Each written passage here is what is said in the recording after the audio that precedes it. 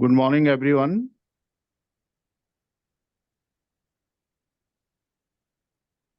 Good morning, Chatwani sir.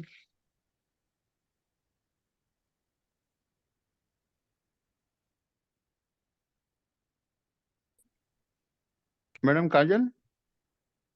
Yes, sir. Good morning, sir. So I think your guest is not there. I'm trying to call her. Okay, just give it call. अच्छा अच्छा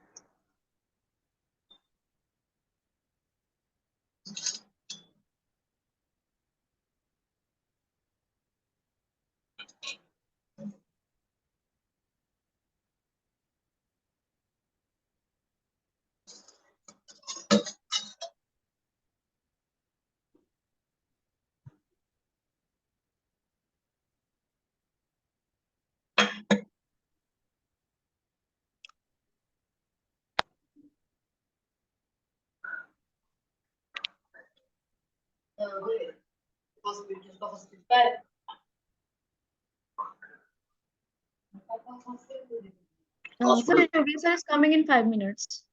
Okay, okay. चलो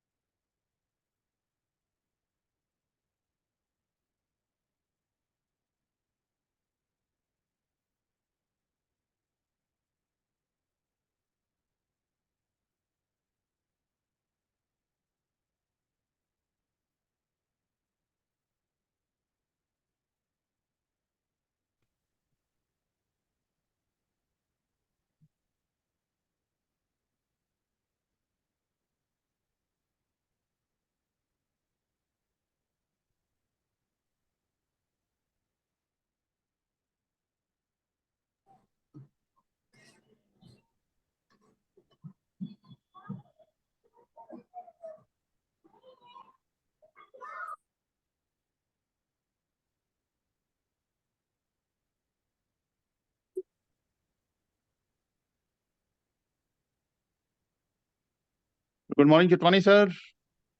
Good morning, sir. How are you, sir? Fine, sir. How are you? I am fine. Thank you, sir. Okay. Uh, can we start, sir? Yes, sir. Kajal, madam, please. Yes, sir.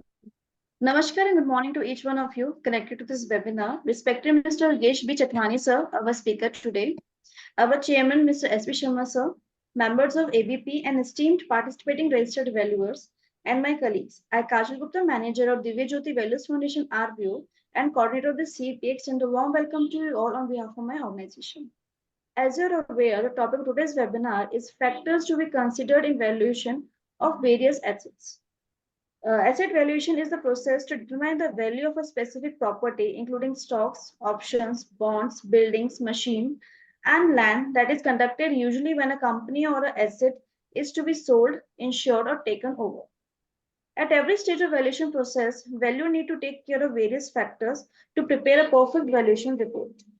As per the Rule 8 of the Companies Registered Valuers and Valuation Rules 2017, the valuer shall make valuation as per the standard adopted by the RVO, of which the valuer is the member. The valuation report shall contain the information as stated in Rule 8, subsection 3. Besides this, the valuer needs to use caveat, limitations, and disclaimers appropriately. The factors that affect the valuation are type of assets, condition of the asset, location of the asset, current market trends, and economic conditions. Factors that affect the business valuation are growth prospects, earning history, location, concentration, staff and management, and reputation. Thus, different factors are to be considered for valuation of various assets. This topic is covered in detail by our speaker, Mr. Yesh B. Chupani, sir. Sir, I request you to please make yourself mute. Before I hand over the mic to the sir, I will briefly introduce him to you all. Mr. Yogesh P. Chatwani, sir, is an accomplished practicing professional with high qualification. He is BCom, AMCom, ICWA, CPA, USC. He is a registered valuer and insolvency professional. He has working experience of over 38 years with IOC, Amaharatna, and Fortune 500 companies, and it is India's second major port KPT. He has rich knowledge of indirect taxation, accounting process, office automation that includes SAP and MS Office. Presently, he is a practicing cost and management accountant and advisor for complex issues related to indirect taxes. He is a registered valuer for securities of financial assets and an insolvency professional. With over 38 years of experience, professional experience, together with a high academic qualification, Mr. Yogesh P. Chatwani sir is very well respected professional and teacher. It is going to be a learning, interesting session for next 2 hours. So over to you, sir. Thank you. Yogesh sir. So, good morning to each one of you. Happy morning to each one of you. Thank you, Kajal madam, for that introduction. And first of all, I would like to compliment each one of you for joining this particular program on this Sunday morning, on this weekly of morning, on this last day of the current financial year, the 23-24. As we all are aware, the Divya Jyot Valuation Foundation, they are taking pain in arranging this type of CEP program on a regular basis. So apart from providing us the opportunity to comply with our regulatory requirement of CEP over, so this type of program will also give us an opportunity to share our knowledge with each other. After all, we all are experienced professional and practically we learn from each other every day. So this type of program will really help all of us, and that will also provide opportunity to upgrade our knowledge, to update our knowledge, to revise our knowledge. As we know, the field of insolvency, the field of valuation, that is having a very wide coverage, and therefore it is a need of the hour. We get ourselves updated on a daily basis. So, in that direction, as we all are aware, Divya Jyoti Valuation Foundation, they are doing the commendable job. Today's topic given to me is factors which need to be considered in evaluation of various types of asset. And time available with me, that is limited to 2 hours. you will appreciate that there are many factors, many development which are taking place. So probably even if we discuss whole day on this particular topic, so that may not be sufficient. So given that limitation, in next 2 hours, whatever best inputs I can provide on this particular topic, so I will try and do that. So with that, please allow me to share my PPT so that we can start the deliberation.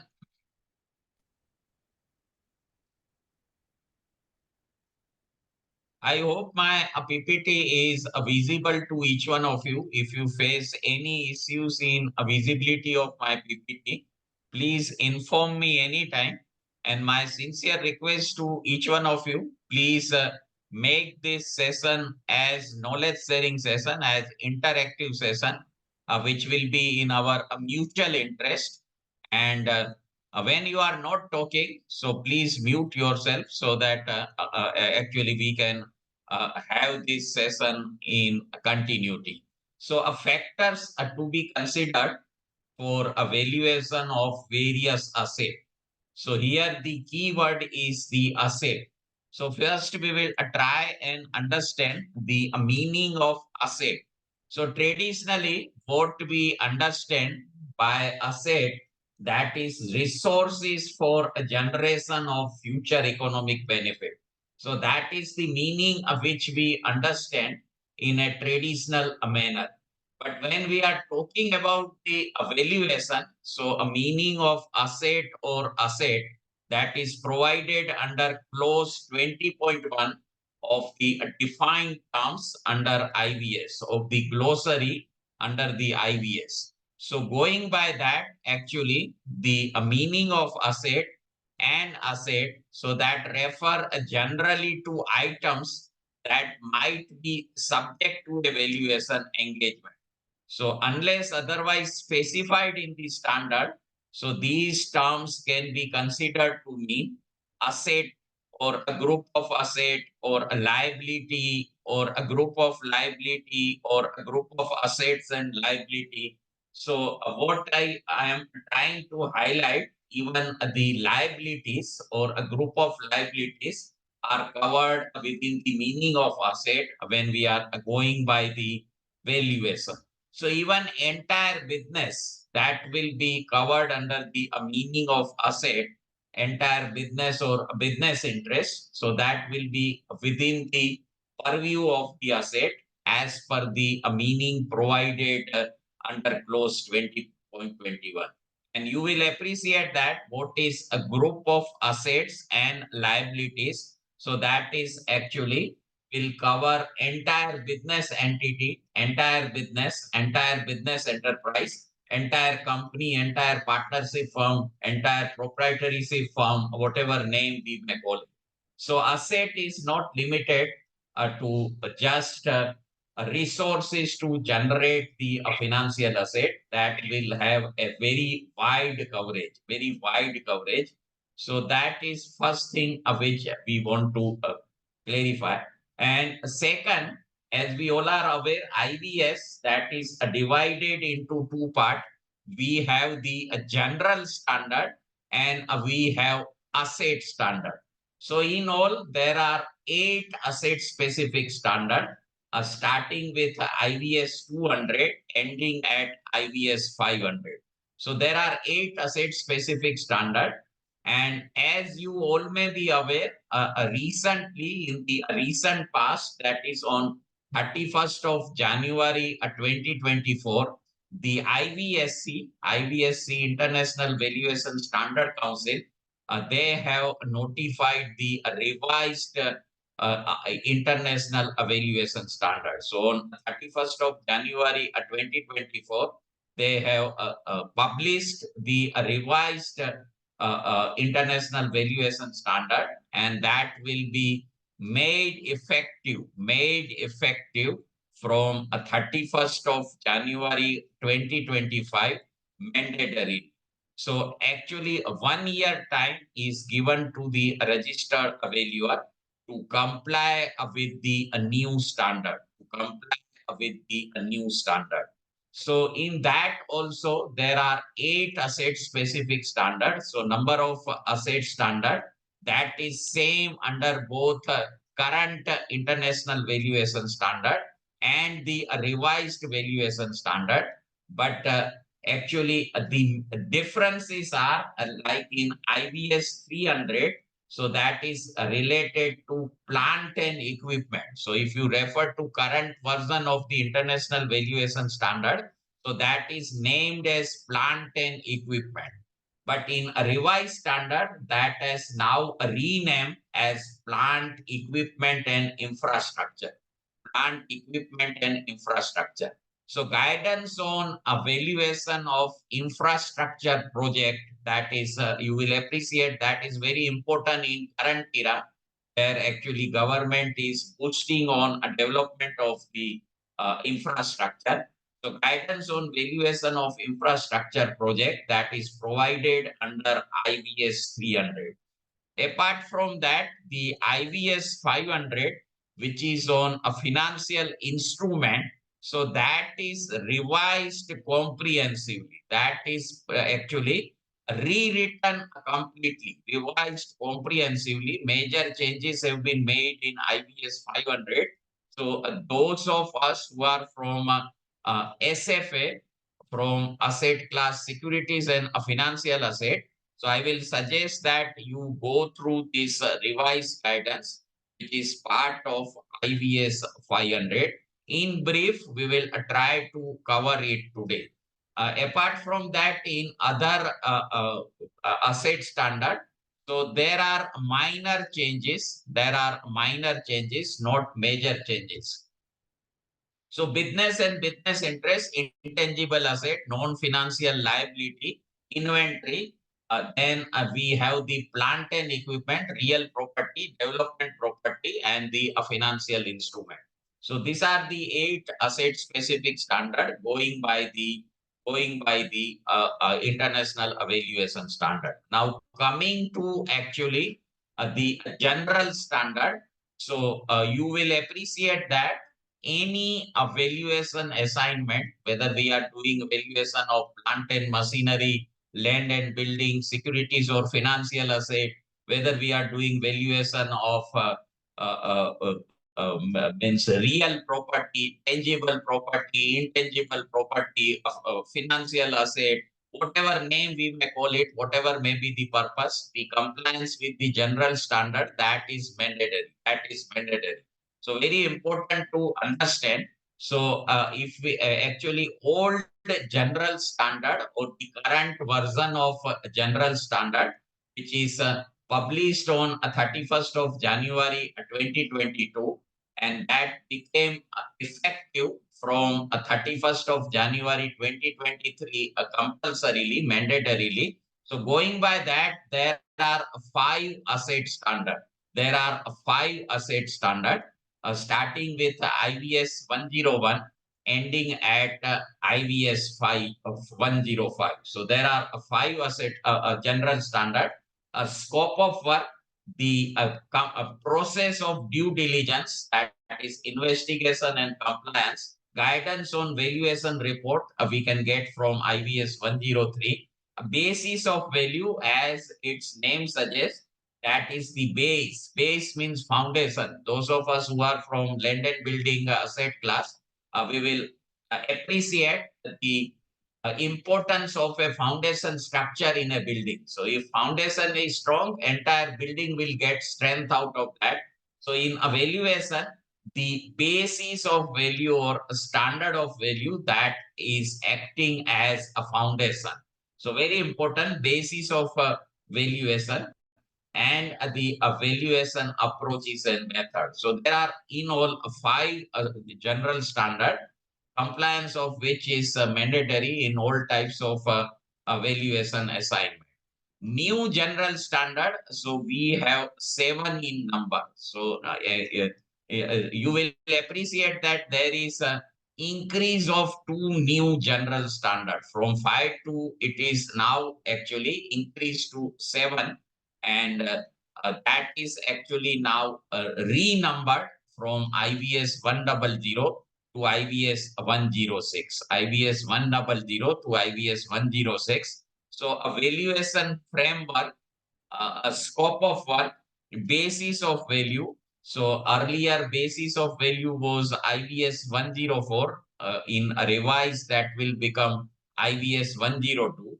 The evaluation approaches, so that is now renumbered at IBS 103. Data and input, so that is new. Valuation model, so that is new. Data and input you can also relate with investigation and compliance in a way, and reporting and documentation. So that is actually earlier it was 103 and now it is 106. So these are the new general standard, 7 in number.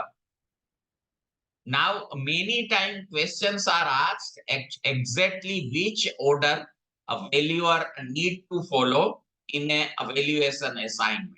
How to proceed in a evaluation assignment, which activity should be covered first. So, what is the order of activity that need to be followed?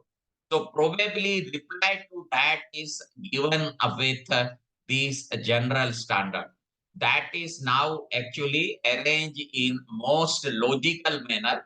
So earlier that order was not logical because normally the valuer will prepare a valuation report at the end.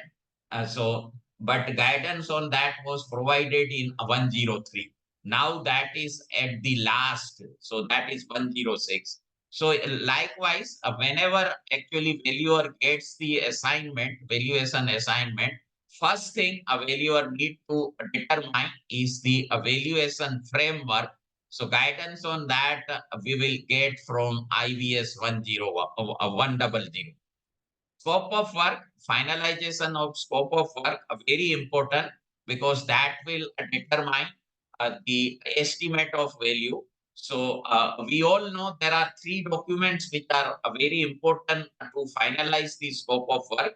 Number 1, the appointment letter. So appointment letter is issued by the client and that is accepted by the registered valuer.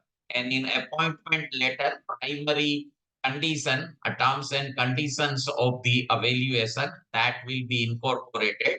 Then we have the engagement letter. So engagement letter, as we all are aware, that is issued by the registered valuer and accepted by the client in writing. And in that entire scope of work, the methodology of valuation that will be described. And third important letter which a valuer should always obtain in writing, that is the management representation letter. So with the management representation letter, the management or client will provide the information, document, detail, data, whatever name we may call it. So that which is needed for a completion of the valuation assignment. So 3 documents very important in finalization of scope of work. Basis of value, as we discussed, this is the base of entire evaluation assignment. That is the foundation of entire evaluation assignment, very important. So once the scope of work is finalized, next thing a valuer need to do is to finalize the basis of value, is to finalize the basis of value, which is very important. Then actually next is the evaluation approaches. So that is the next thing a valuer need to do. Valuation approaches and a method, as we all are aware, that play a very important role. And then we have the data and input. So that is new development, a new general standard, and I will suggest you go through this because major changes have been made in that. So we will cover that in a brief, and then we have the evaluation model and documentation and reporting. So these are the general standard, and I will take just 1 minute. Give me a 1 minute. There is some technical issue.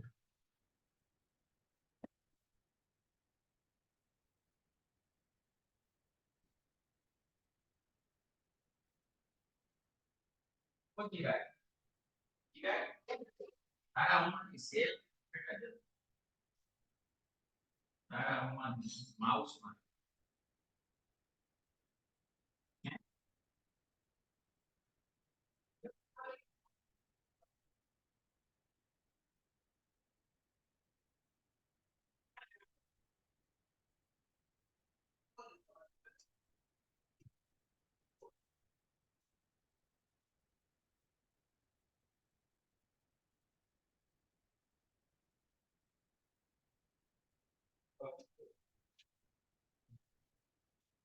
ठीक है ले आओ तो बेटा जल्दी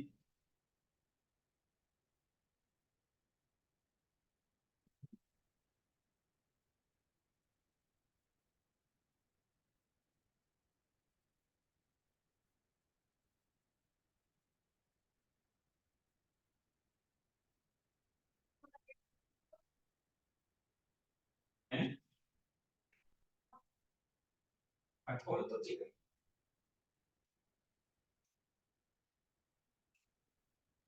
है खोल ना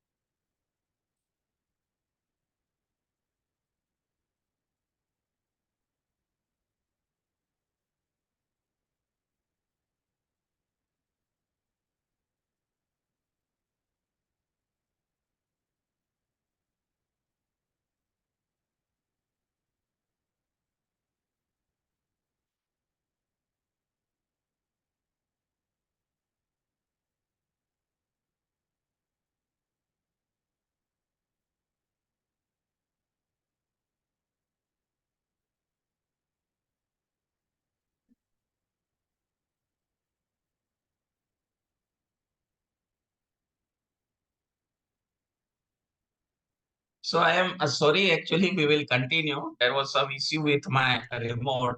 Uh, so data and inputs. So there are major changes in that new valuation general standard. Then we have a valuation model.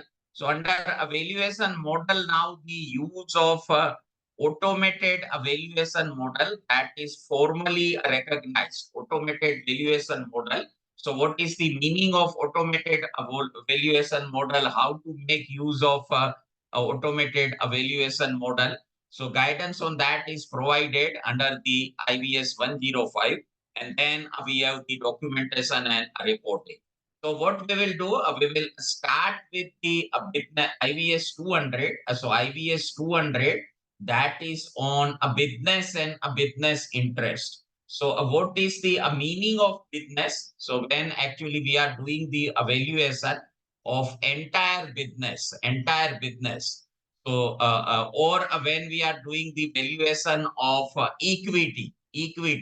So equity will first need the valuation of business, and then only we can determine the value of equity. So for the purpose of even equity valuation, first thing we need to do is the evaluation of entire business. So what is the meaning of a business? What is the definition of a business? So we will start with that. Here I have actually from each asset standard 8 in all, I have actually incorporated the brief guidance on that. So in the context of evaluation, business generally will involve organization on integrated a collection of assets. So in the beginning itself, we have seen a group of asset and group of liability that is also part of asset.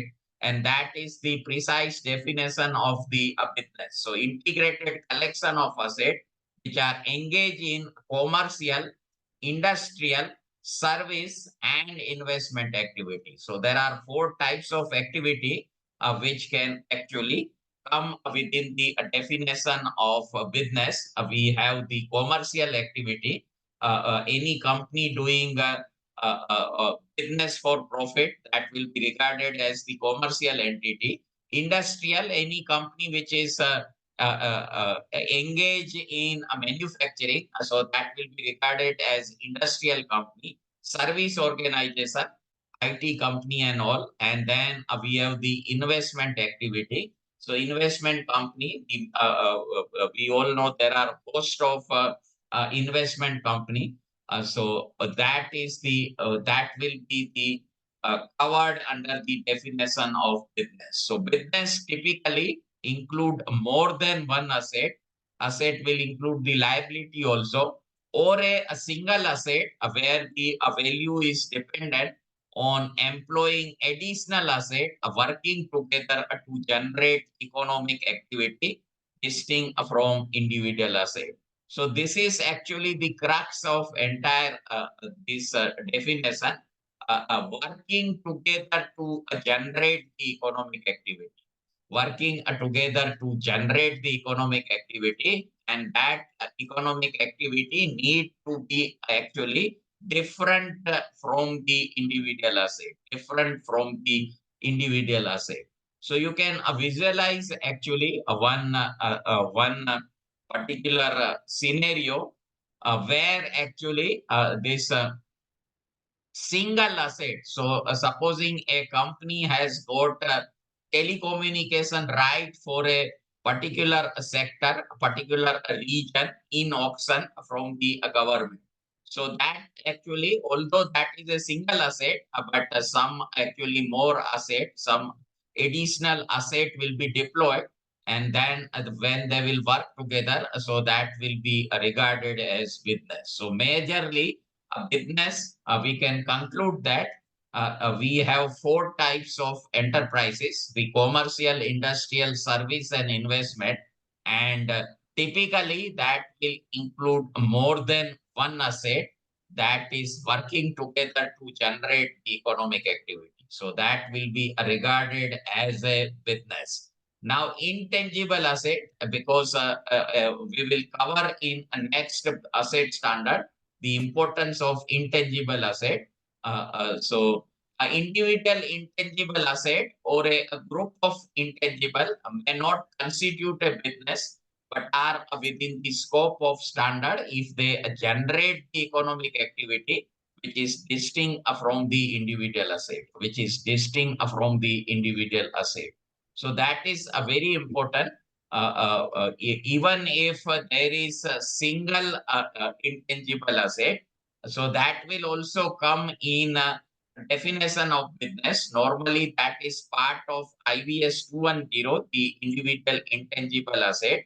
Normally, that will be covered under asset standard IBS 210, which is on intangible asset. But that may also get covered under IBS 200. A condition is actually they generate economic activity which is different from the individual asset. So that is the actually coverage of intangible asset.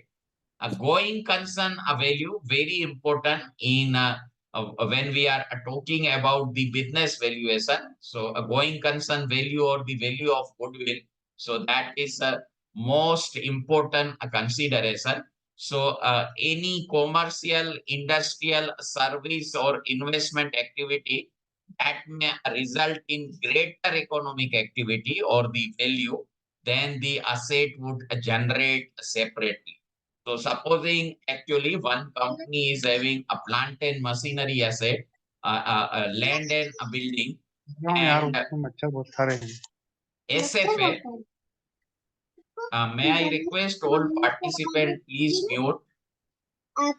So one company, may I request all participants please mute. So one company, supposing is having all three types of asset: plant and machinery, land and building, and SFA. And plant and machinery, that is valued at 50 crore, land and building, that is valued at say 100 CR, and SFA, that is valued at 30 CR. So if these assets are sold separately, so that may actually get or realize a 50 crore, 100 crore, and 30 crore, in total 130 crore.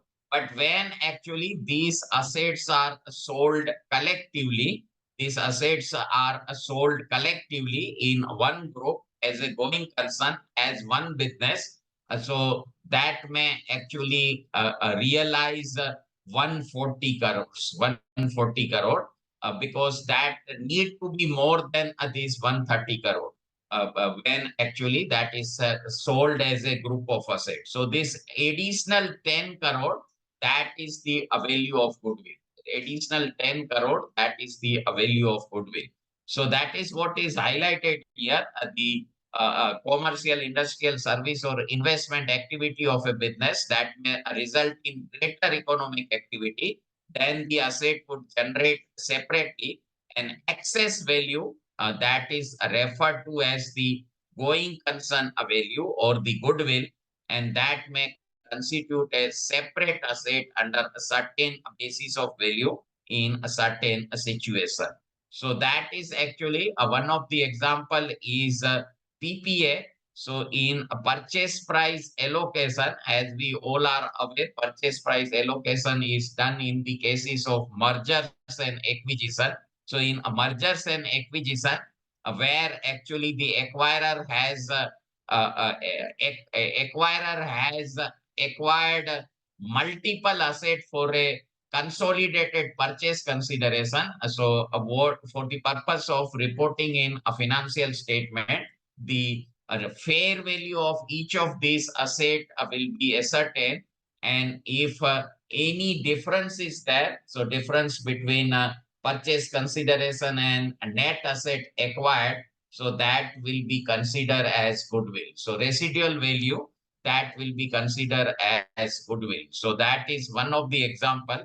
So excess value, or which is referred to as the goodwill, that may constitute a separate asset under a certain basis of value. So when we are taking the basis of value as a fair value as per IFRS or Ind AS, so that will be regarded actually a separate asset.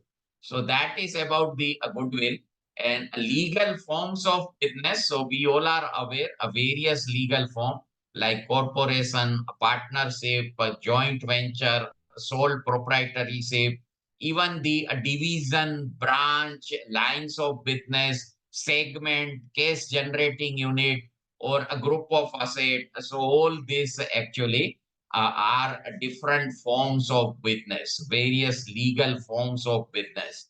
So even actually when a valuer gets assignment of a particular branch of a company or particular division of a business, like one company is dealing in telecommunication and retail. So when actually a valuer gets assignment for a valuation of retail business, so that is a separate division of the company, but still that will be within the definition of business, because ultimately what is business? A group of assets and group of liability working together to generate the economic benefit. So when we are talking about the retail division of a company, so that is actually group of assets and group of liability that is working together to generate the future economic benefit. Likewise, case generating unit, any line of business segment, all that will be covered within the of different types of businesses or legal forms of business. Now, nature of business interest. So this is business. Our actually standard is on a business and a business interest. So what will be the meaning of business interest? So interest in a business, that is security, that can take many form. So to determine the value of a business interest, a valuer should first determine the value of underlying business by applying the relevant standard. So first condition, like actually the valuer is determining the value of equity. So equity, that is security, that is business interest. So in order to determine the value of equity, the first thing a valuer need to do is to determine the value of the underlying business. So therefore, actually, in majority of the cases, when we go by DCF, what we derive is free cash flow to firm, or actually FCFF. So that first we derive that, and then we determine the value of equity. So that is nature of business interest and applicability of standard. So business interest should be within the scope of standard, but depending on a nature of interest, certain other standard may be applicable. So normally, actually, business interest is covered within IVS 200, but that can actually, there can be exception also, like that can be covered under the financial instrument IVS 500, which is also on business interest. So that is about the applicability of standard, this IVS 200, and economy value and legal entity. So economically, substantially all of the value of asset within a business that may reside in a single asset, and absence of excess value that will not automatically mean that asset or group of asset does not constitute a business. Moving forward, so scope of valuation, that is very vital in any type of assignment. So IVS 200 also, how to determine, how to establish the scope of work.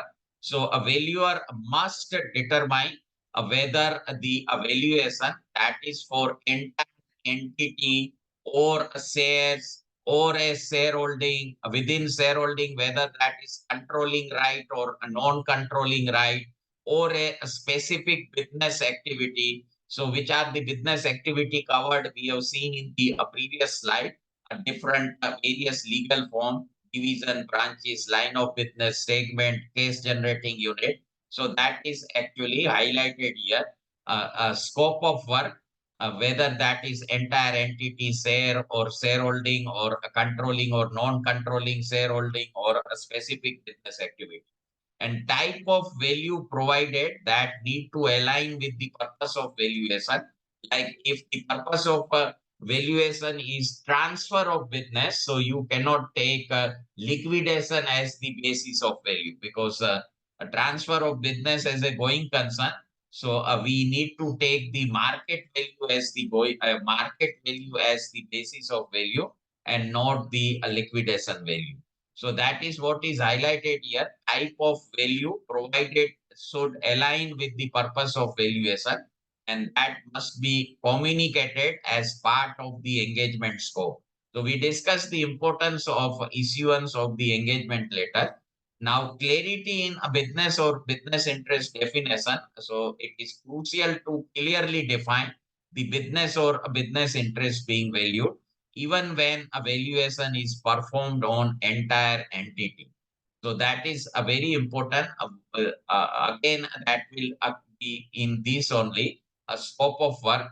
So what actually is being valued by the valuer, that need to be defined in a clear word, in without any ambiguity. So different levels of value expression that may exist, and clarity is essential to avoid the ambiguity. So first, actually, as we discussed, when actually valuer is taking FCFF, free cash flow to firm. So what value first will be arrived? That will be the enterprise value. That will be the value of entire business. And from FCFF, actually, if we reduce the debt component, then actually we will arrive at the equity. So these are different levels of value, and that need to be expressed with clarity. That is what is highlighted here. Now, these are the types of value when we are actually making the evaluation of a business. So types of value, enterprise value, enterprise value. So enterprise value, as we all are aware, that is also considered as the takeover value, takeover value. So for actually normally for a listed company, what a valuer determine is the takeover value or the enterprise value. So we all know the meaning of enterprise value, that is total value of equity. So total value of equity is nothing but the market capitalization, the number of shares outstanding multiplied by the current market price. So that is the value of equity plus the value of debt. Here, very important, we need to consider the market value of debt and not the book value of debt, because here we are considering the market value of equity. So very important to consider the market value of debt. We can actually compare apple with apple, not apple with mango. So very important, market value of debt, and according to me, determination of the market value of debt, that is more challenging as compared to a determination of value of equity, because uh, the valuation of a debt security, that is more complex always, because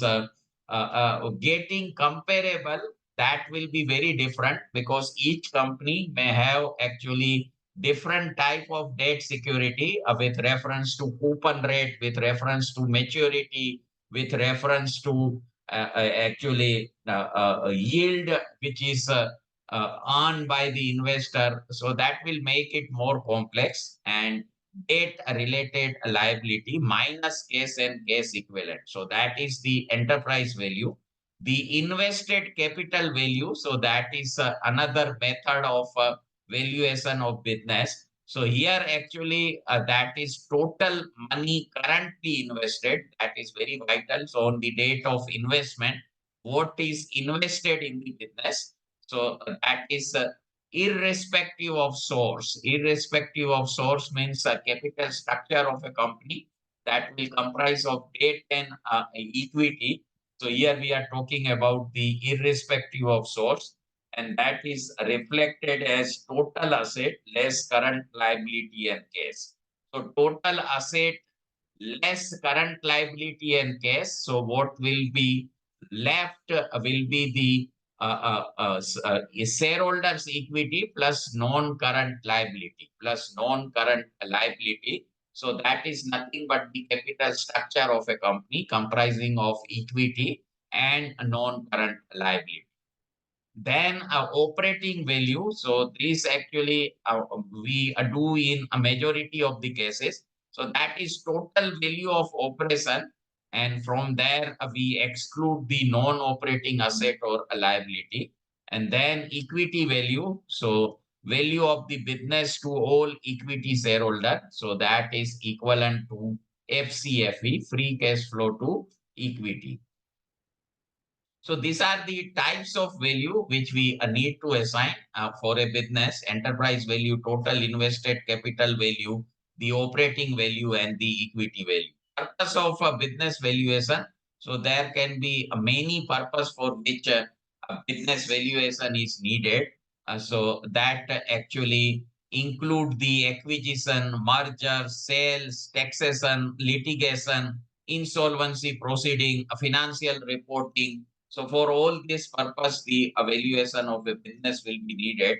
And a business valuation that may also serve as input or step in other valuation like stock option.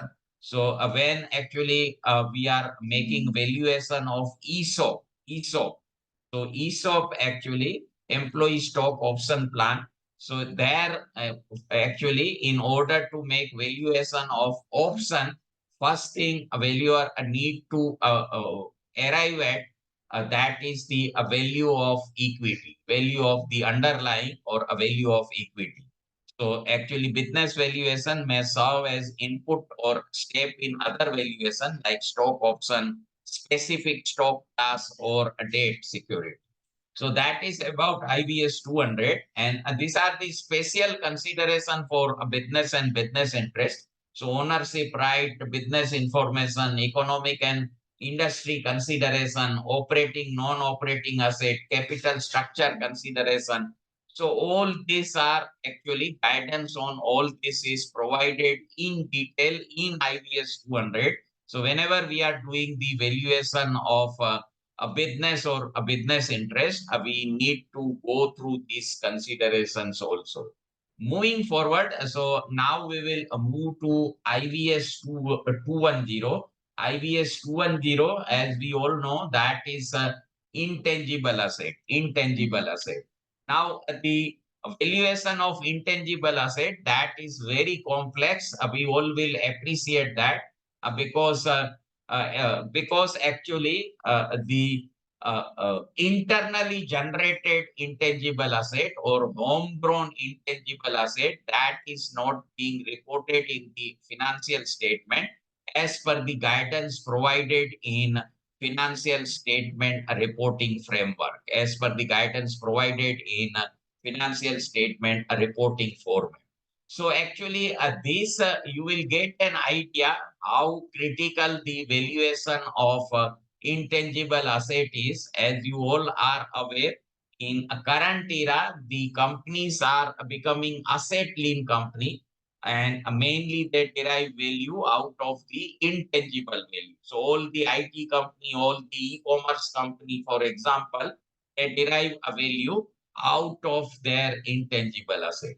So this actually chart will give you an idea about the global composition trend, and this I have actually taken from Brand Finance PLC. So this is leading consultant in the field of intangible asset.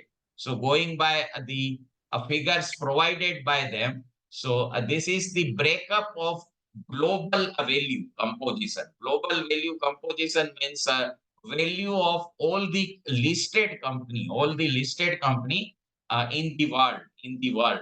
So going by that, actually that is divided into tangible asset, the disclosed tangible asset, disclosed goodwill, and undisclosed value of the intangible asset.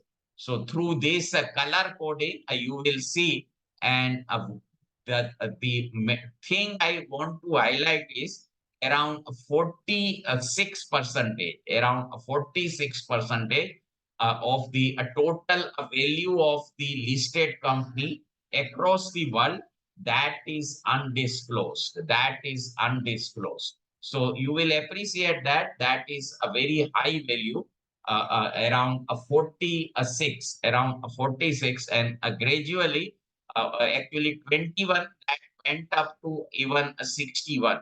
That went up to a 61. So this is actually a trillion US dollar. So 61 is the trillion US dollar and 47 is the a trillion US dollar. So you will appreciate sizable amount of goodwill or sizable amount of intangible asset that is undisclosed, that is off balance sheet because of the guidance provided in the financial statement. And these are the most tangible sector, intangible sector. So whenever you do the valuation, a very important, internet and software. So 81% that is the undisclosed value of goodwill. Similarly, household products, so 70%, a cosmetic and personal care, 70%. Then actually this semiconductor 68 percentage, and remaining, as you can see in drink, that is 60 to 64. So that means supposing total value of a listed company is 100. So in case of internet, they have tangible asset of only 90 and balance 81. That is the undisclosed value of the intangible asset. So you will appreciate that how critical, how challenging for the valuer to make valuation. And therefore, actually now experts say it is time to go tangible about the intangible asset. Meaning thereby some type of guidance is needed within the framework of financial reporting standard so that actually the homegrown intangible asset or internally generated intangible asset that is reported in the financial statement in one manner or another manner. So that is a very important. The undisclosed value of intangible asset. And if you are interested to know, so these are the most intangible stock exchange, and you will find that our both the stock exchange, and there is NSE and BSE, that is actually part of this list, NSE and Bombay Stock Exchange. Likewise, moving forward, this is the component of S&P 500 market value. Going by the finding of this survey, so S&P is the stock exchange in USA. So these are the 500 biggest company by market value in USA.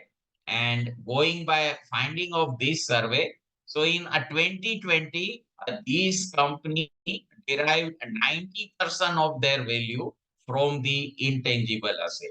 90% value from the intangible asset, only a 10% value from their tangible asset. Now you see 1975, only 17% came from intangible and 83% that was from the tangible asset. So how actually this ratio has changed, that is highlighted here.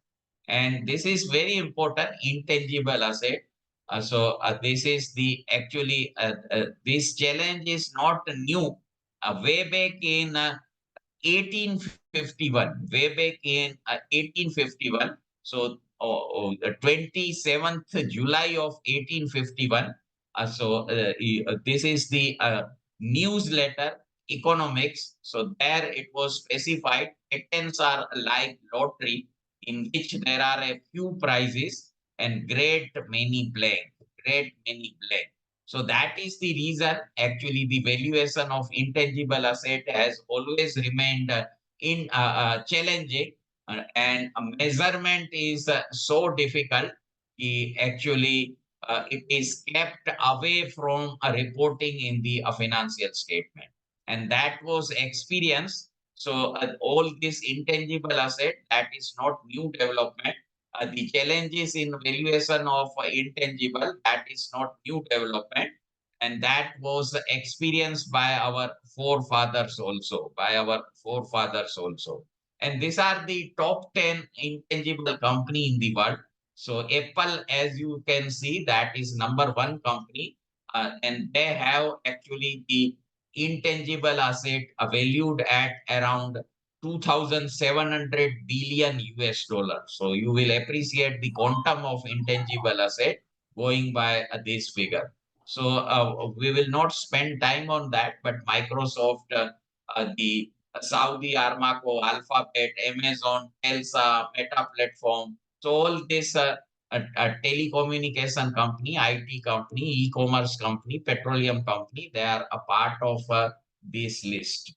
So intangible asset, as we all are aware, so that is a non-monetary asset without a physical substance. So that is the meaning of intangible asset. Now we will cover the guidance provided in IVS 210. Intangible assets are non-monetary asset without physical substance, and that will provide a right or economic benefit to the owner. And these are the categories of intangible asset going by the guidance provided under IVS. So we have five categories of the intangible asset: marketing related, customer related intangible asset, artistic related intangible asset, contract related intangible asset, a technology based intangible asset, and then a goodwill. So as we all are aware that may comprise of a combination of these five types of asset. Many times that will be combination of these five types of asset. But mainly if you analyze, we can actually have three types of intangible asset mainly. So that is related to rights, relationship, and IPR. Rights, relationship, and IPR. So these are the three major type of intangible asset. IPR stands for intellectual property right. In today's world, actually, you all will appreciate the importance of valuation of patent, copyright, trademark, GI tag. So all that is that are a very valuable intangible asset. So that is IPR. And there are a different characteristics. So although a similar intangible asset within the same class share some characteristic, they have a differentiating characteristic based on the type of asset. Based on the type of asset. So if we take actually one example, so we can have actually the customer data. So customer data in today's world, you will appreciate that that is a very valuable and a great demand for a customer data. So that is just one type of intangible asset. A second type of intangible asset that we can take as executed a contract. Executed a contract. So information about the contract which are already executed. So that is also a very important information, and that is a intangible asset. Third is the customer relationship. Third is customer relationship. So customer relationship will cover both a current and a future contract. So the value of the that relationship, customer relationship, that will be more than the executed contract, and the value of executed contract, so that will be more than the customer data. Customer data merely may comprise of name, telephone number, and address of the customer. So when making a valuation, you may say these are customer related intangible asset, and therefore a similar value should be assigned to that. But you will appreciate if you analyze further logically, the customer data will always have less value as compared to the executed contract. And executed contract detail will always have less value as compared to customer relationship which is ongoing. Customer relationship which is ongoing. So that is what is highlighted here. Although similar intangible asset within the same class share some common characteristic, they have a differentiating character as we have seen here based on the type of asset. Purpose driven evaluation. So that is actually applicable in all types of evaluation. So a valuer must understand specifically what needs to be valued and the purpose of the valuation, and differentiating intangible asset based on purpose, that is crucial, and that can lead to a significant difference in a value. So that is about the types of intangible. Now, concept of goodwill. So we discussed about that. That is what is highlighted here. So goodwill is a future economic benefit. Future economic benefit.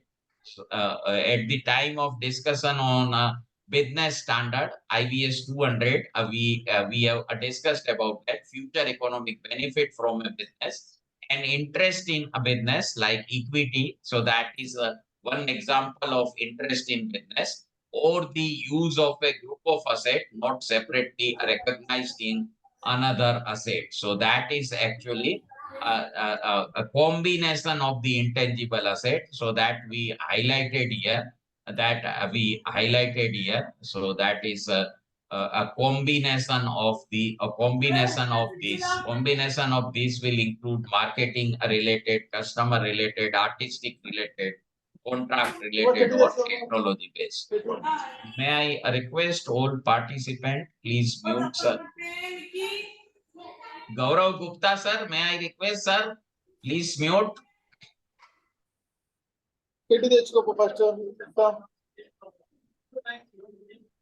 So a component of the goodwill, so element of goodwill will include a company specific synergy.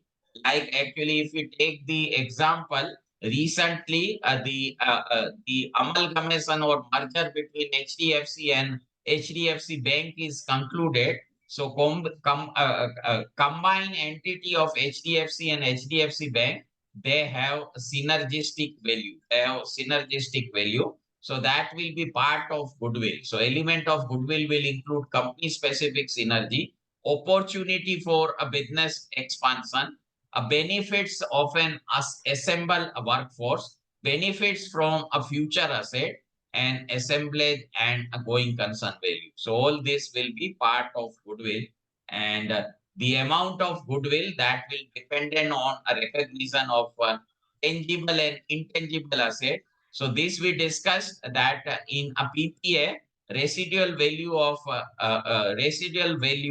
a purchase consideration, that is the goodwill. Therefore, the value of goodwill will dependent on a recognized tangible and intangible asset, and that will lead to difference in its value for a different purpose.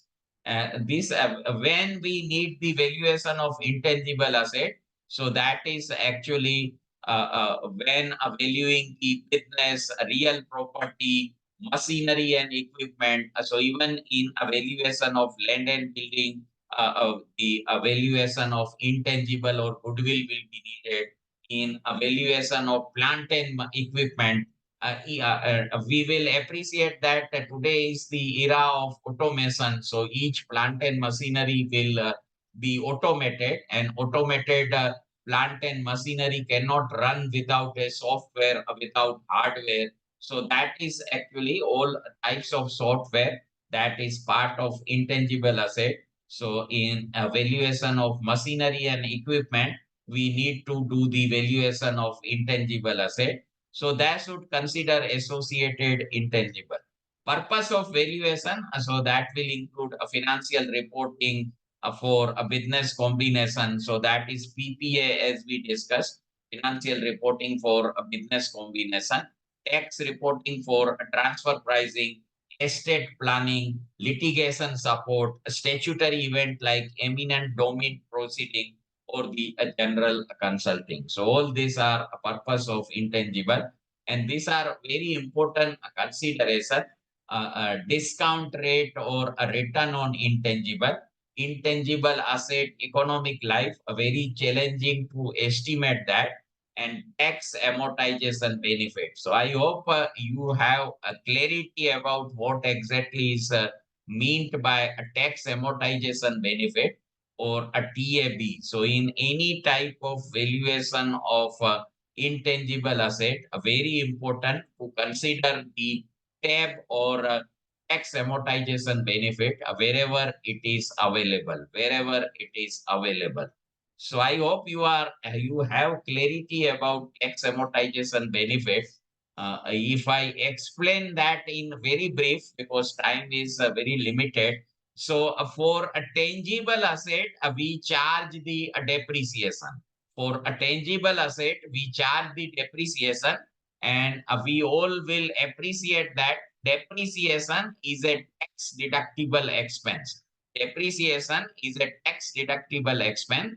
So we get actually the benefit of a tax concession on a charge of depreciation in the income statement, on a charge of depreciation against the revenue of a particular year. Same way, those intangible assets which are having definite estimated life, finite estimated life, so that will be amortized. And in a similar fashion as we charge the depreciation on a tangible asset. Now, in many cases, the amortization expenses that also will qualify for a tax exemption. So actually, it is not that all types of amortization will actually qualify for tax exemption. Actually from last 2 years, as you all may be aware, now goodwill amortization of goodwill, so income tax benefit tax exemption is not available. So that we need to check, and wherever it is applicable, so we need to consider that in our evaluation. So that is very brief detail about the tax amortization benefit. Now, non-financial liability, we will come at the end. Inventory, we will come at the end if a time is there. Plant and machinery, so that we cover something about all the classes of valuation. So plant and machinery. So this is IVS 300, as we discussed in the beginning. As per current version of IVS, that is plant and equipment. But now this is renamed as plant equipment and infrastructure. Plant equipment and infrastructure. So what is the definition of plant? What is the definition of plant and equipment? What is the meaning of plant and equipment? So plant and equipment, these are tangible asset. We all know that, which are held for manufacturing or a production, supply, rental, or administrative purpose. So these are the different purposes of for which actually a company will acquire the plant and equipment. So depending upon the purpose of usage, or depending upon the purpose or usage, the you will appreciate that the value will be different. So equipment, these are acquired or held for actually manufacturing, production, supply. Even actually many cases plants are given on a rental basis. So or that is used in administrative offices. So that is administrative purpose, and that is expected to be used over time. So that is for multiple years, multiple years. And for leased machinery, the right to use will follow this standard, and a right to use may differ in a lifespan from the machinery itself, So highest and best use, as we all are aware, this is the premise and guidance on a premise of value that we get from IBS 104. So under a basis of value, we have the premise of value, and premise of value is nothing but intended use or the expected use of the plant and equipment. So asset for which highest and best use is in use as part of a group must be valued with a consistent assumption. So highest and best use. So supposing a machinery is capable of generating 10,000 units of a particular good in one day, so that is its highest and best use. Now, due to some reason, if that particular machine is operated at 50% of its operating capacity, that is 5,000 units, so that will be regarded as existing use. So either we can take the premise of value as existing use or the highest and best use. Guidance on that we can get from IVS 104. So a subsystem may be valued separately if reasonably separable. As we discussed, intangible asset impact. So intangible asset, although not part of plant and equipment, that can impact their value. So like these are the example, like patents, dies, software, a patent, these may affect the valuation, requiring a consideration of IVS 210. So either actually the intangible asset that can be covered or that need to be valued under IVS 210 or under 300, depending upon the ground reality of each case, depending upon the information, data, detail available with the valuer at that particular time. And these are the evaluation factor. So inspection is essential. So a physical verification of plant and machinery, that is regulatory requirement, that is statutory requirement, as we all are aware. So inspection is essential considering asset related factor. So the asset related factor will include technical specification, the remaining life of the asset. Very important to understand here what the remaining life of the machine we are talking about. That is not as per the financial statement. That is as per the estimate of the independent estimate of the valuer. We are living in the era of technological upgradation. So what plant and machinery is deployed for manufacturing today, that may become outdated tomorrow. One example, best example is Kodak. So a Kodak actually, once upon a time, photography means Kodak. Without making use of one of the product of Kodak, we cannot even imagine to take a photograph. Today, what is the market share of Kodak? We all are aware about that. Likewise, Nokia. Once upon a time, mobile set means Nokia. Now, what is the market share of Nokia? Because of technology, we all know. So, very important, a remaining life of the machine, that is independent estimation of the valuer, not what is reported in the financial statement. As we all are aware, within the framework of financial reporting standard, the management of a company will get many liberty. What happened in case of Byju's, we all are aware. So management can play actually within the framework of financial reporting, and one of the liberty available to the management within the framework of financial statement, that is to determine the method of depreciation, that is actually related to the estimation of life of a machine. It may happen that one plant and machinery that is valued at 100 crore, and on the same day, two different companies have purchased this plant and machinery, company A and company B. So it may happen that company A has estimated the life of this machine at 10 years, and company B has estimated life of this machine at 20 years, and management of both the company will have a possible explanation, justification for their estimate. So that is very important. This is the area where actually management can play effectively. So very important. Remaining life is the independent consideration of the valuer. Then a condition of the machine, very important. Actually, if two friends they purchase motor car on the same day, same make, same model, but after 5 year condition of the motor car will be different depending upon how that is maintained. So maintenance that is actually individual driven. So very important, what is the condition of the machine. So these are asset related factor. Environmental related factor. So what is the location, environmental legislation impact, radioactive substance, toxic waste, license, so all this consideration.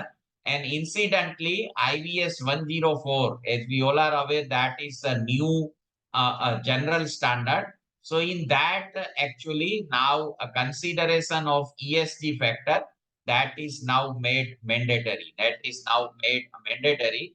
So very important to consider the environmental factor and economic related factor. So profitability, demand, highest and best use. So all these are a factor which need to be considered in evaluation of a plant and machinery. Obsolescence, we already discussed about that. In today's era of technological upgradation, the technology is becoming obsolete faster than what was expected originally. So in that, the judgment, professional judgment of the valuer, that will be of vital importance. So valuer should reflect the impact of all forms of obsolescence on the value.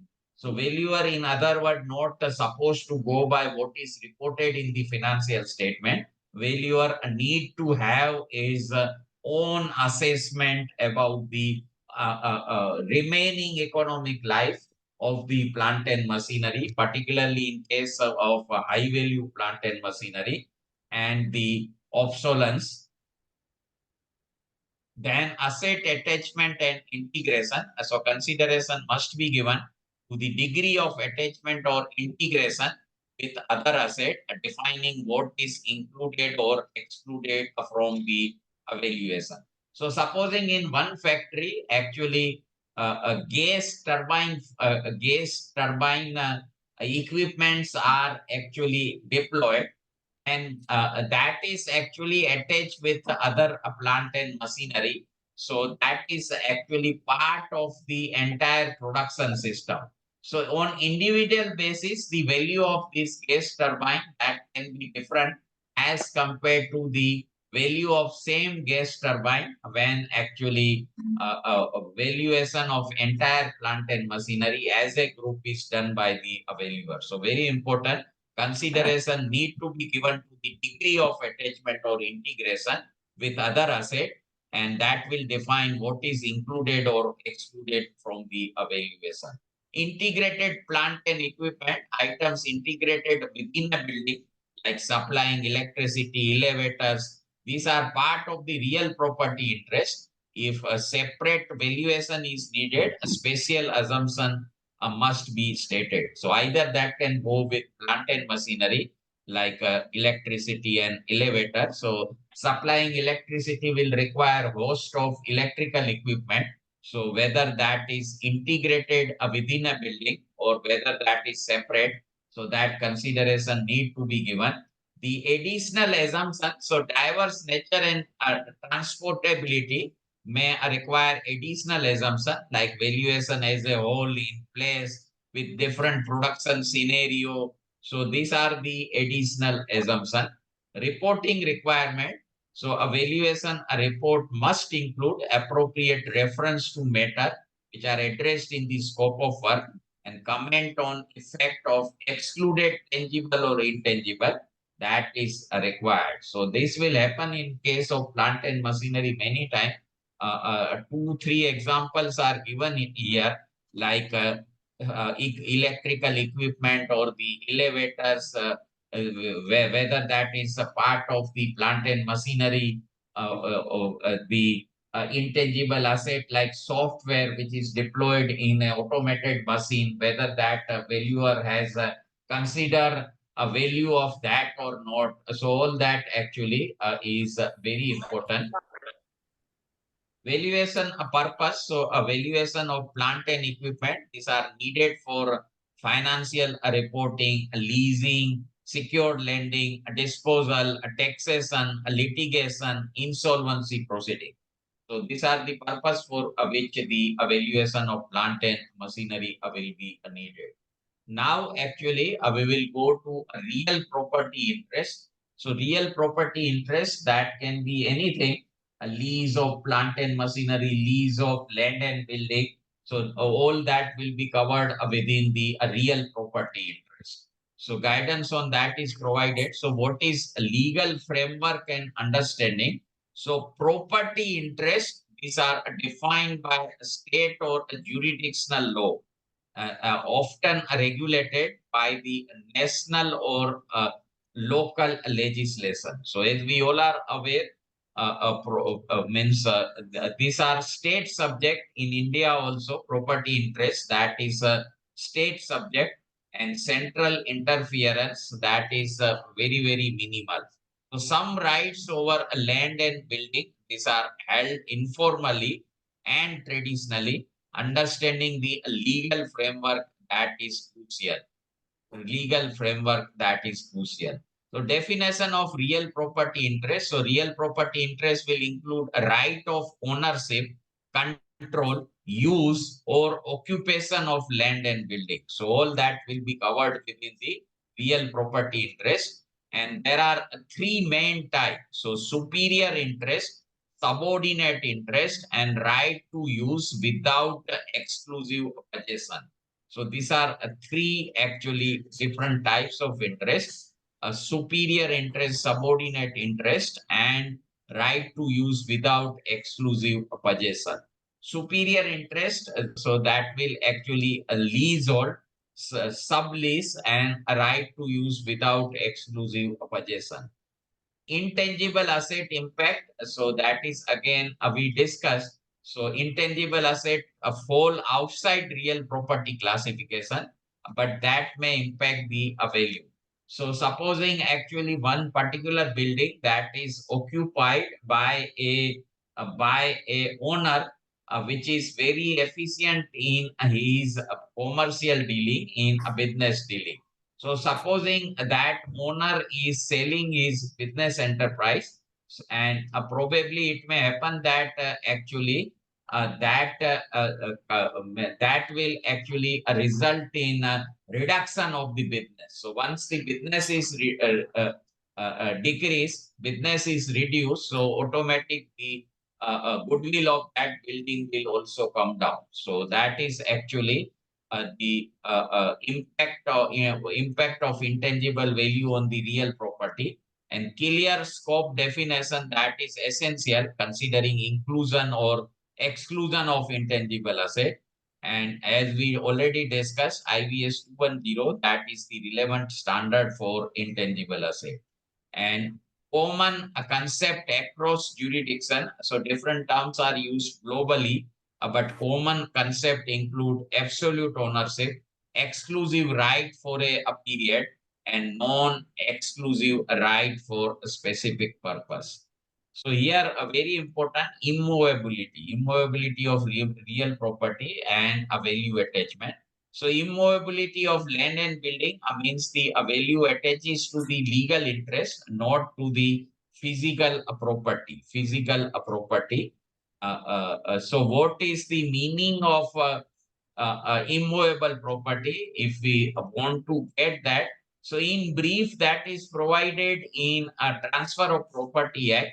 But in detail, if we are interested, we need to refer to General Clause Act. General Clause Act. So there we will get the meaning of exhaustive meaning, precise meaning of what is the meaning of immovable property, what is the meaning of movable property. So that is very important, and transferred in exchange are the right, not the physical asset. So that is very important. So that is about the real property interest. And moving forward, identification of requirements. So compliance with IBS 101 scope of work will require description of the real property interest to be valued. So that is in all type of asset. Real property is no exception. What is the scope of valuation? What is the description of real property? So that is within a scope of work, and normally that will be done. And identification of any superior or subordinate interest affecting the value. And information, investigation and information source are very important. IVS 101 and 102 process of due diligence that will involve a consideration of evidence required to verify the real property interest. Here actually I would like to quote one a case law that happened in Maharashtra. So one of the actually property that was valued by a valuer, and very high value was attached to that property because that happened to be the commercial property. And in that actually client of the valuer, he informed that this property is leasehold. So actually valuer believed that a valuer actually took that information and made valuation accordingly. And unfortunately that valuation report was challenged, and it turned out that actually lease deed had already expired on the date of valuation. Lease deed had already expired, and that was not renewed. So when lease deed is not renewed, so that possession, even if it is there with the client, so that will be considered as unauthorized possession. And you will appreciate that the value of a property which is occupied unauthorized, so that will be a very less or a negligible. So very important to actually go through the title document, and always a title document that need to be cross-checked with the registrar's office or with the office of the revenue authorities. So evidence required to verify the real property interest. So leasehold is one of the real property interest, and extent of inspection, responsibility for information, building specification, service, ground condition, and environmental factor. So that will be covered under a due diligence. Anil Kumar sir, any questions, sir? Sir, living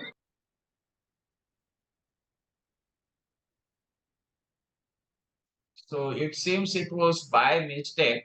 We will move forward.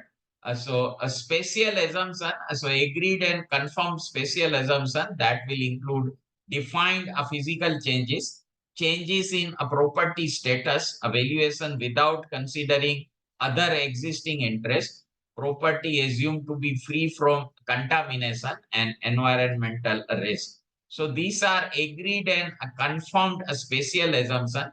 As we all are aware, there are two types of assumption. There are two types of assumption. One is assumption which are part of the appointment terms and condition, and second type of assumption which is made by the valuer to arrive at the estimate of value.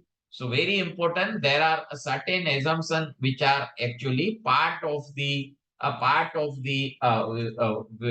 contract of valuation assignment. Contract of valuation assignment. If I give one example, supposing a building, commercial complex, very big commercial complex that is under construction and that is expected to be completed very soon. That is expected to be completed very soon. So in that actually the client may inform to valuer, although this building is under construction, you will treat this building as fully constructed for the purpose of valuation because we are going to complete construction in a very near future. So that is part of the agreement. That is the part of appointment agreement. So that actually one type of spatial assumption, and that need to be highlighted in the scope of work, that need to be highlighted in the engagement letter, that need to be highlighted suitably in the valuation report. So agreed and confirmed spatial assumption, and that will include a defined physical changes, changes in property status, evaluation without considering other existing interest. So supposing actually the building is a leasehold building, but that is actually as part of appointment terms, so that is agreed that that will be treated as without considering the existing interest. So all these are spatial assumption and purpose of valuation. So that is required for a secured lending, as we all are aware. For borrowing purpose, the valuation of land and building is required most. So purchase and sales transaction, a capital gain dispute or taxation dispute, litigation dispute like a divorce, separation, etc., compensation, we all are aware about that, compulsory acquisition, insolvency proceeding, and a financial reporting purpose. So these are the purpose for which valuation of real property will be needed.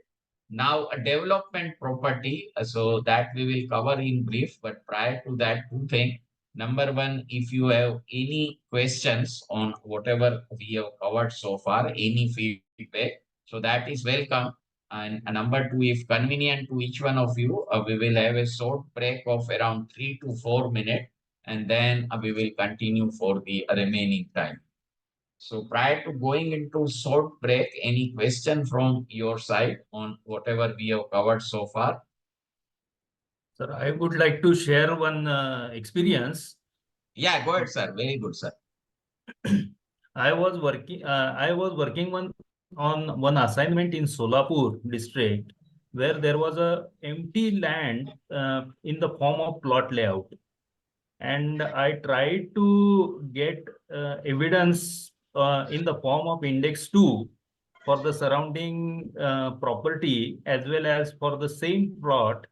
So there was a 10 times difference between the non-agricultural plot rates that was there. That means the subject property which I was trying to work out with has two evidences which were 10 times higher than the surrounding property rates. Then I become suspicious about it, and I investigated further. Then I came to know that those two indexes were fabricated by the same developer in order to cheat valuer so that the rate quoted in the valuation of the land will be higher. So these type of things are happening every day. So due diligence is extremely important, as you said, under the IVS 400. That is what I Yes. wanted to share. Yes, yes, yes. I fully appreciate your actually experience, sir. That is what is happening because in land, use of land that will determine the value of that particular plot of land. And you rightly said, actually, the priority of the client will be different. That will always be different.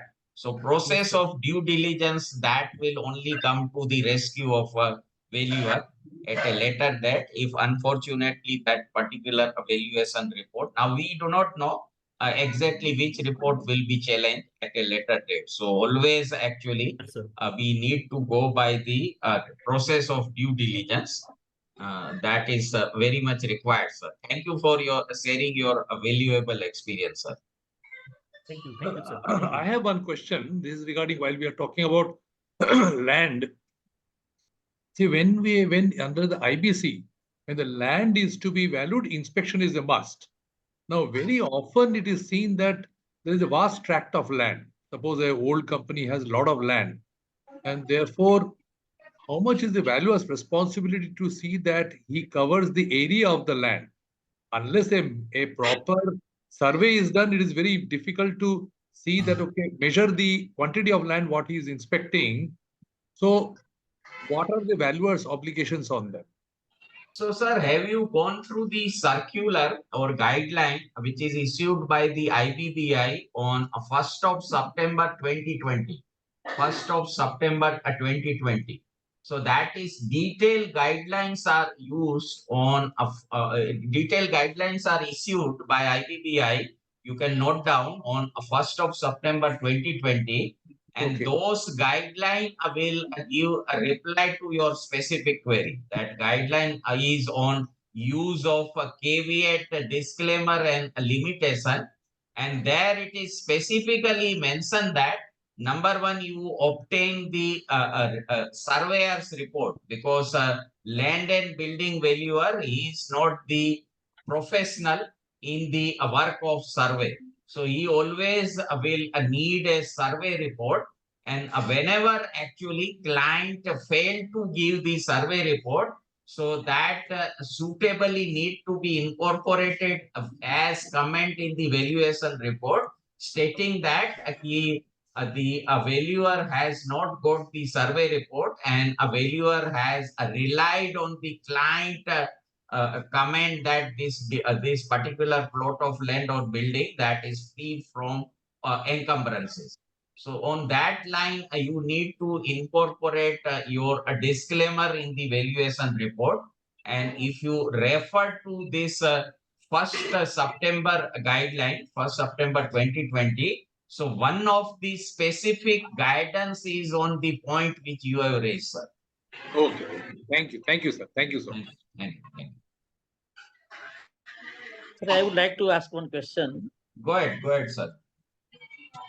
In case of lump sum sale, slump sale of an running entity that is going concern, it is a lump sum sale.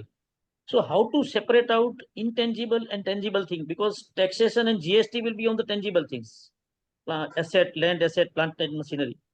And intangible things, how to separate it out? So that is very challenging. So what is the scope of valuation?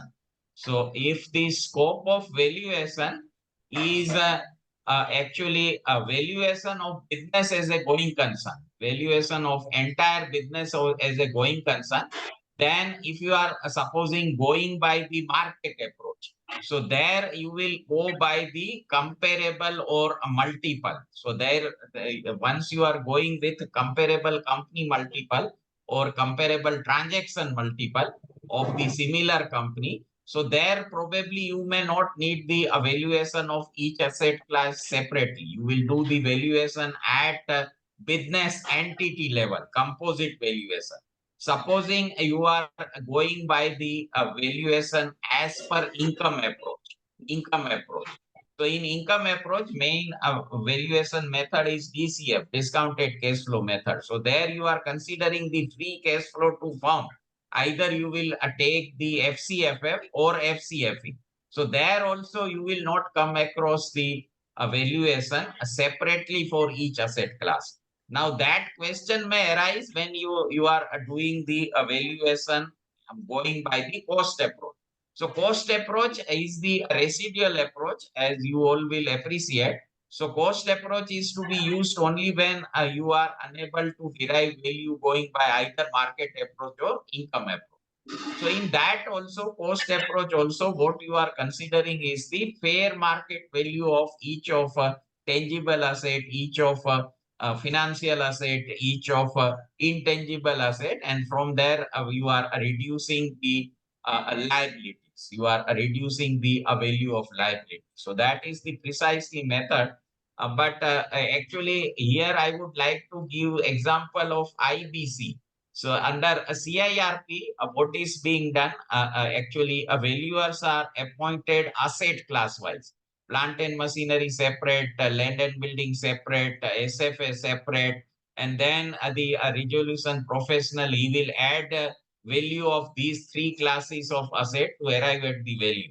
According to my understanding, that is not the correct practice, because ultimate purpose of CIRP, that is resolution of insolvency through ownership transfer.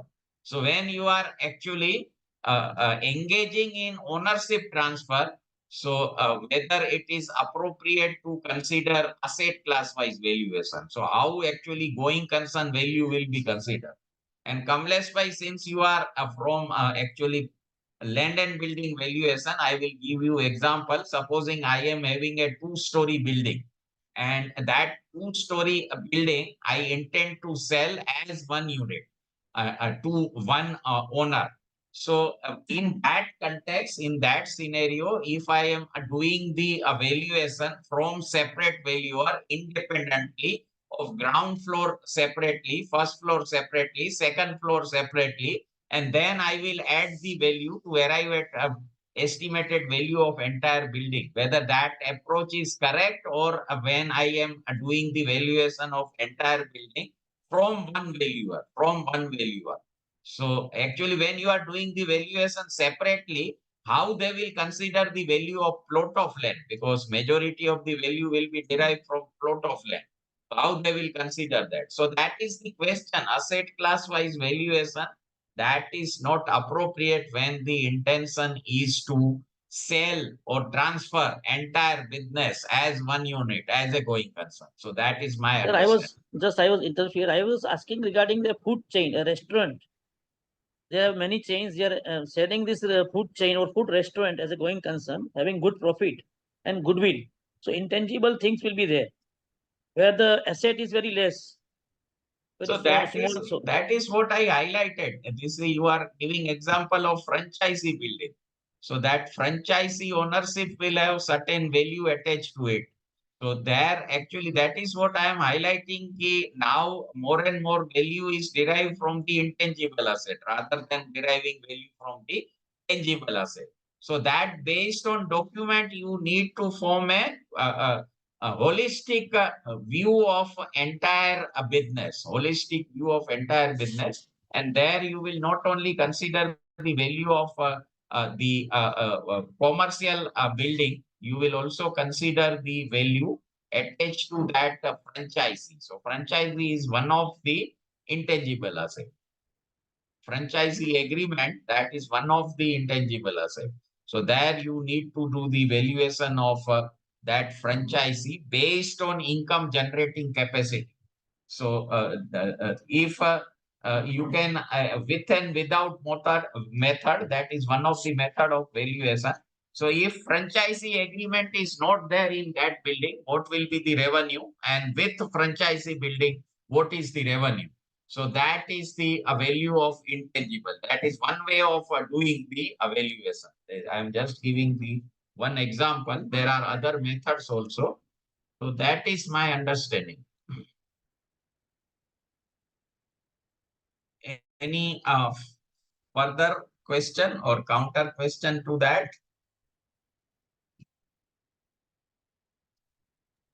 Sir, I wanted to ask some different way. Intangible value will be there, or for taxation purpose, for taxation, because there will be no tax on intangible. I think some depreciation, plant and machinery is there in a restaurant, some land asset is there. So how to separate out for taxation? Because taxation GST will be on the tangible asset only. No, no, means you when you are considering the FCFF, where question of taxation will come into play, because a free cash flow to firm will exclude the taxation. There is the question of taxation attached to that. So you will take out the revenue and revenue exclusive of tax. Whatever is the revenue that you will take exclusive of tax, then you will estimate the expenses, you will estimate the depreciation allowance, you will appreciate the amortization expenses, if any, related to the intangible, and then you will arrive at the NOPAT. We call that as net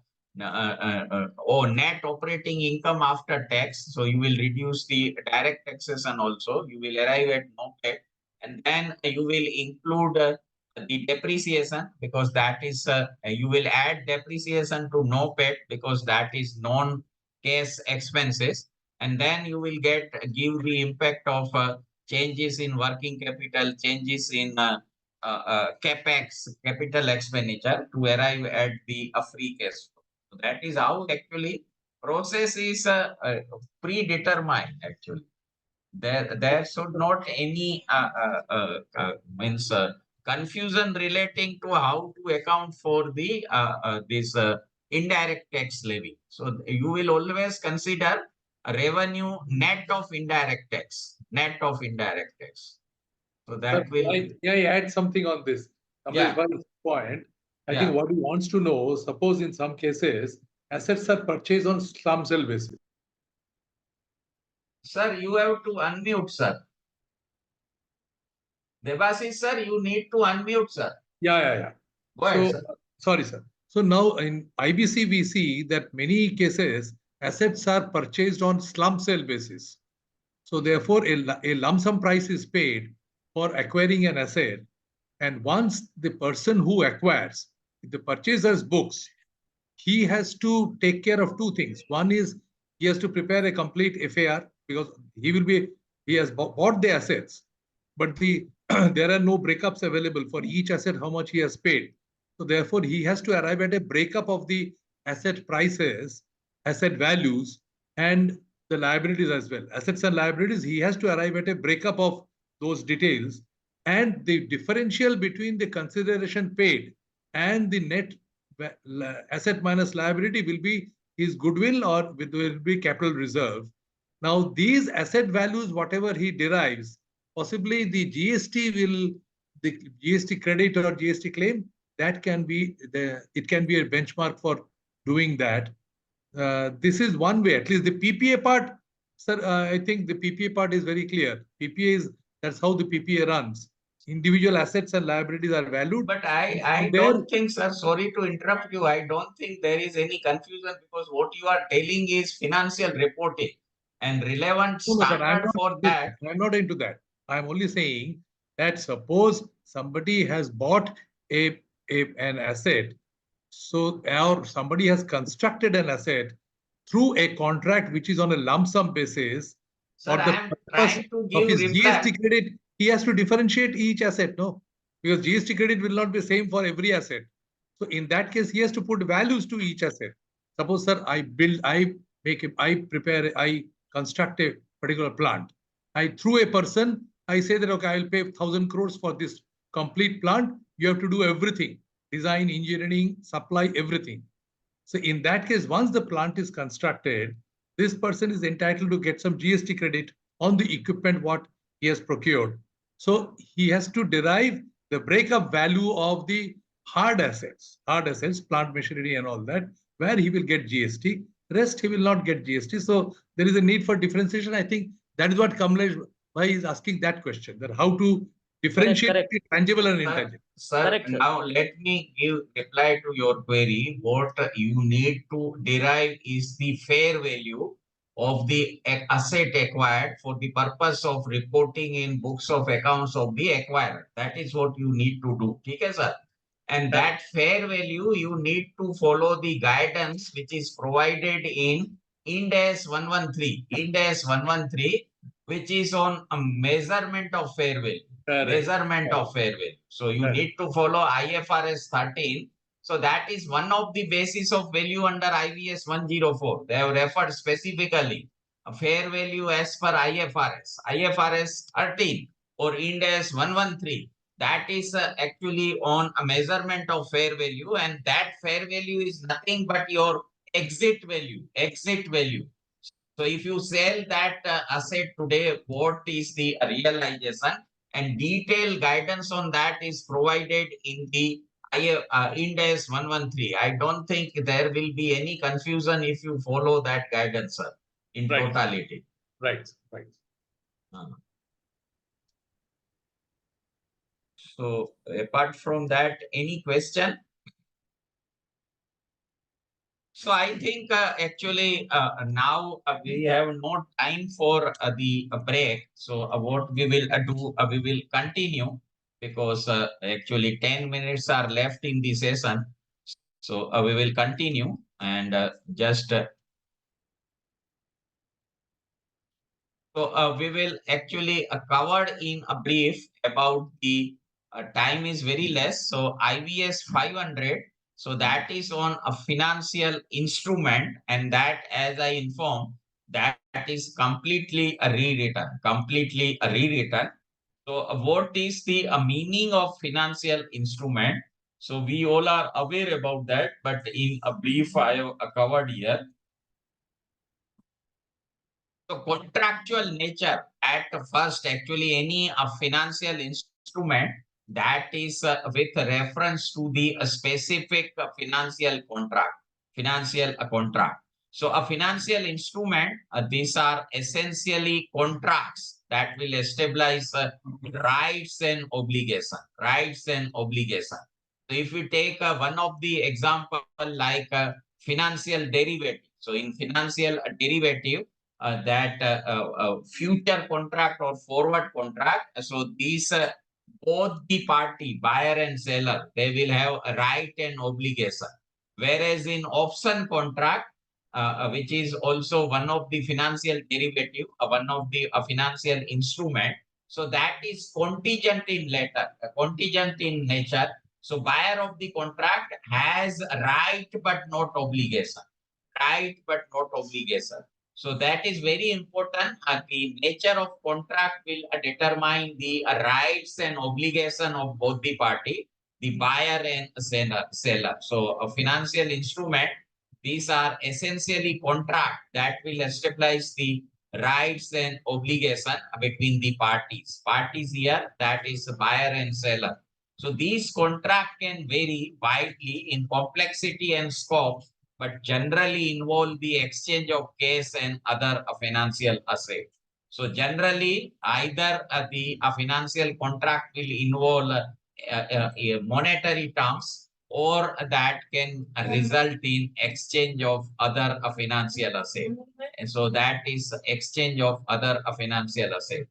Now, diverse types. So a financial instrument that is a broad range of asset and liability. So they will include traditional instruments like stock, bond, cash equivalents, as well as more complex instruments like the derivative, structured product, and hybrid security. So actually, depending upon the nature of contract, that will be determined whether the financial instrument is traditional in nature, or that is in a complex in nature. So these are the example equity instrument. So that will represent ownership. In a company like stock or share. Then we have the debt instrument. So that will represent a loan or obligation to repay a borrowed fund like bonds or a promissory note. Derivative instrument. So these are financial contract whose value is derived from the performance of an underlying asset, index, or entity. So examples include option, future contract, swap contract, forward contract. So either that can be equity contract, or that can be debt contract, or that can be derivative contract.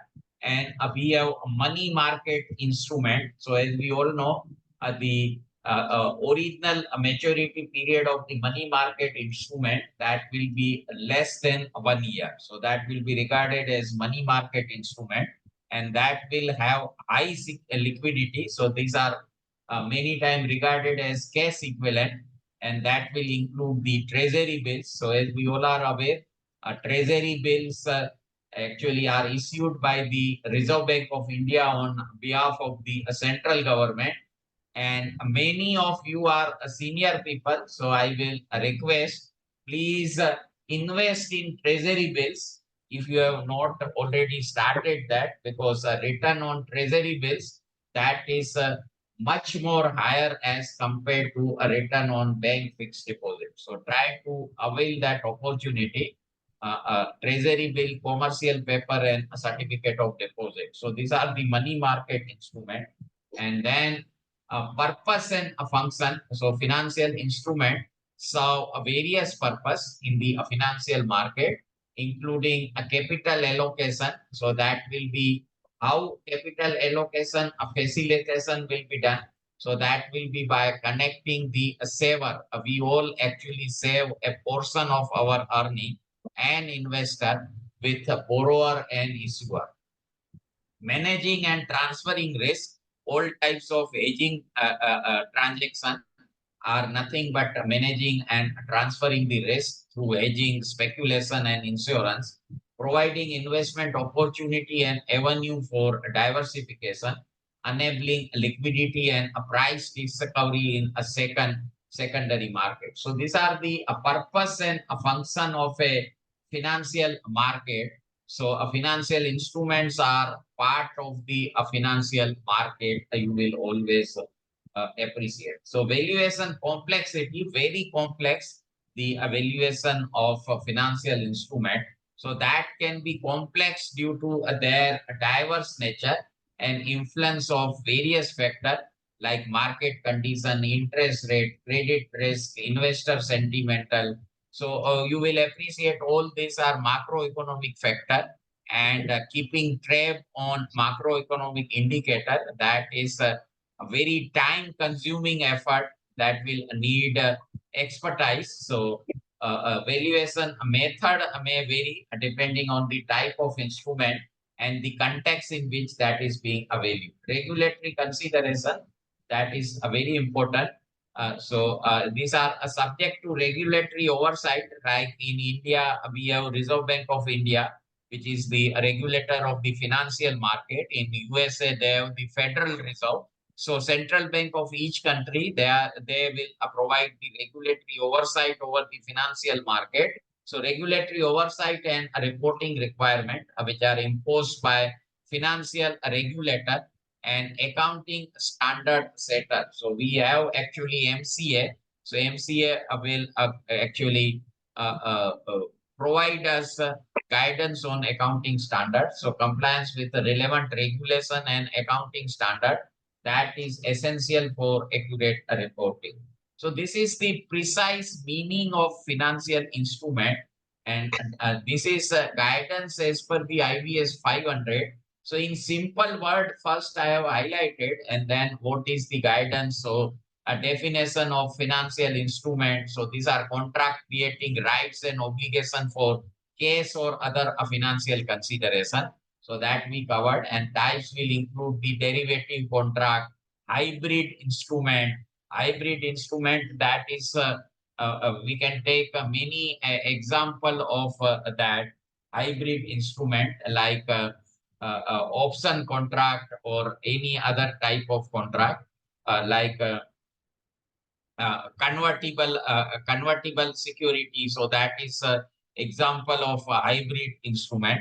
Fixed income, a structured product, equity instrument, and that can result from combining other instrument in a portfolio to achieve a specific net financing outcome. So portfolio management, as we all are aware, in case of financial instrument, that is of vital importance. And portfolio managers or the mutual fund manager or the AIF fund manager, they play very important role in management of the portfolio. Purpose of valuation, so there can be many purpose: acquisition, merger, sales of business, purchase, sale, financial reporting, legal or regulatory, internal risk and compliance procedure. So all these are purpose of valuation of the financial instrument. Like that, actually, I have incorporated further guidance in brief from the financial instrument. But since time is over, I will not bother you much. And what I will do, I will forward this PPT through the organizer of this event. Actually, I need to cover a lot, but as I informed you in the beginning, this topic is having a very wide coverage. And even if we continue for whole day, probably actually we may not be able to give full justice because each and every asset standard we can go on for a 3 to 4 hours. So with that, I will end here, and I thank each one of you for your attention throughout this session, non-stop of 2 hours, and making that a very interactive knowledge sharing session. We all learn from each other in this process. So thank you very much. But before I hand over to the organizer, if still you have any question, thank you, Chirag ji. Thank you, all of you, for your kind word through the chat box. Thank you, Dasu ji, Makaran ji. So, if you have any question, any feedback, so that is welcome. Feedback for the next session, if this session has not met your expectation, or if you have any question, so that is welcome. Thank you, Kamlesh ji. Thank you, sir.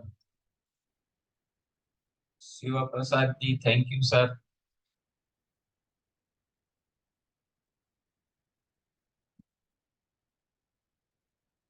So it seems no question. So I will hand over cake to the organizer. And once again, thank you very much for your attention throughout this session. So, Sarma sir, may I hand over? Yes, sir. Yes, sir. Yes, sir. Yes, sir. So, as no questions are coming up and time stipulated time for the CEP is also over, so we end this session here. I thank our speaker, Chetwani sir, profusely. Thank you very much, sir, for covering the topic very nicely, and we are grateful for your association with our organization. Thank you, participants, for your participation. Please share your feedback. Thank you very much. Thank you, Kajal madam.